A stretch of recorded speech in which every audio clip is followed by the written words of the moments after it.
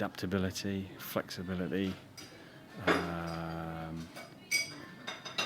patience, politeness, timeliness, organised.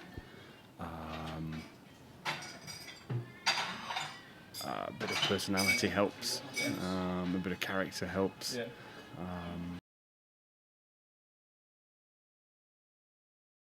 No, the hardest bit is finding work, without question. That's the most challenging bit. Is I spend 50% of my working time filming, and the other 50% finding work. A lot of people can film. Anybody can go and buy an expensive camera, and a lot of people can make beautiful pictures.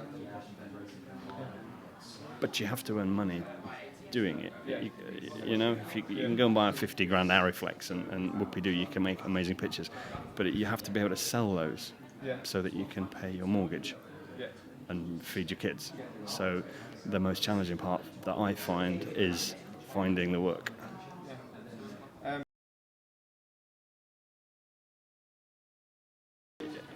Working in the media, you need your core media skills, and you can get those from quite a few places. You can get them from being a trainee, you can get them from some of them from a media course, I'm sure.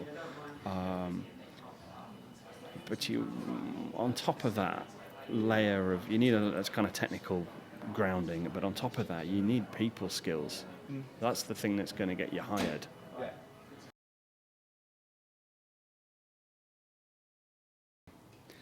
The work isn't going to come and find you. In no way whatsoever. If you sit in your room, it certainly is not going to find you. You have to go and find it, and you have to actively go and find it, and you need to aggressively go and find it. I don't mean aggressively speak to the people, but you need to have a campaign where you are writing to 100 people, and you might get one reply. It's about 100 to 1, roughly.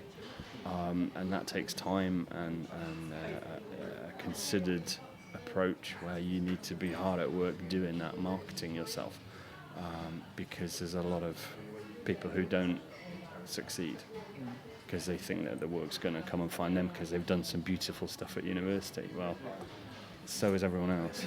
And you have to go find it, and you have to go and put yourself about, and you have to for me, I think the people that are more respected later in their career are the people that walked before they ran.